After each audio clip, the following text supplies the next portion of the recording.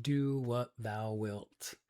Hello, everyone, and welcome to episode 28 of 7 Minutes with the Magus, featuring your host, Omega Logion, Magus of the Eon of Maat. And in this episode, we're going to start our long series of discussions about the cards in my newly created tarot, the Mysterion Tarot. Now remember, this is a Minchiate deck, so it has 97 cards, which is more than the traditional 78. We're going to take 16 of those major arcana and set them aside for a special purpose, which we'll talk about in due course. Those cards are the 4 element cards and the 12 zodiac cards. That leaves us with 81 cards. And of those 81, one of them has a very special role, the Fool. Now, the Fool's not really the first of the majors or the penultimate. The Fool doesn't have a part in the sequence. In the rules of tarot, the Fool is considered the excuse. So when it comes time for your turn and you're required to play a certain kind of card, you can play the Fool instead. And that's sort of your excuse for not playing the card you're required to play. Now, that means that the Fool's not part of the hierarchy. All the other cards are numbered higher and lower so that you know which card will win the trick, the higher numbered card. The Fool doesn't win tricks. The Fool isn't numbered. The Fool is beyond order.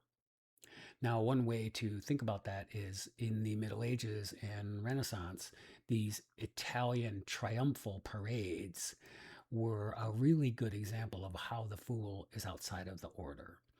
In those parades, or triumphi, which is where we get the name for the original tarot, you had sort of parade floats with an allegory of the virtue of prudence and the triumphal chariot and the emperor or whatever.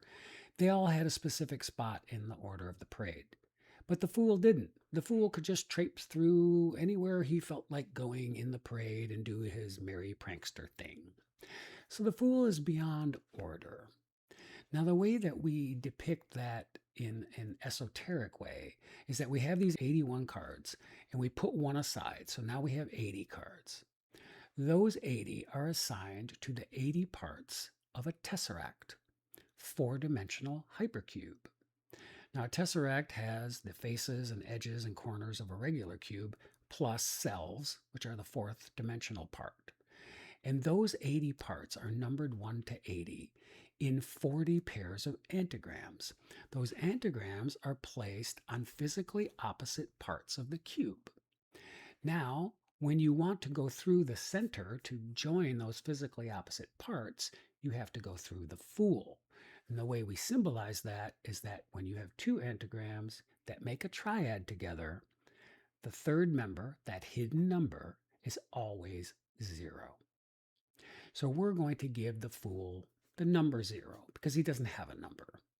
He also doesn't have a letter because outside of the Fool are 24 other major arcana, and those 24 will be assigned the 24 letters of the Greek alphabet. Now, the Fool has no letter, so he's silence. He has no real number, so he's 0. But he's also a prankster and a trickster and a joker. As he's depicted here, he's a harlequin. He's got face paint on. He's got a permanent mask. That means he could be anyone.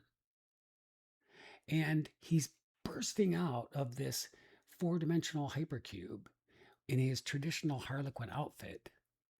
But the harlequin outfit is not multicolored. It only has 2 colors, black and yellow, representing the metals of lead and gold for the planets Saturn and the Sun. Now, doubtless you've heard that the tarot is the Fool's journey. Well, that's sometimes true and sometimes not. But in our case, we're going to talk about it as the Fool's experiences. And what his experiences amount to are the alchemical transformation from lead into gold, the journey from restriction to freedom, and the path from the darkness to the light. Now, in that journey, he's given his special esoteric name in Greek, which is maniakos, the maniac. Not because he's crazy and losing his mind, but because he's crazy with lust and energy to live life, to feel those experiences fully. He's a maniac in the best sense of the word. He's full of mania, a driving passion and lust and energy for life. So we call him Maniacos, and that's his esoteric name. But his regular English name is the Fool. And that, of course, relates to phallus and windbag, and that relates to spirit and the connection between wind and spirit. But also, it reminds us that Amun was known as a god of the wind because the wind was a force that you could feel but not see. And we never really see the fool's true face. It's hidden behind the face paint of a harlequin. I hope to reveal a lot of the experiences that this fool is going to have in upcoming episodes. So please join me for those. And until then, don't forget, love is the law.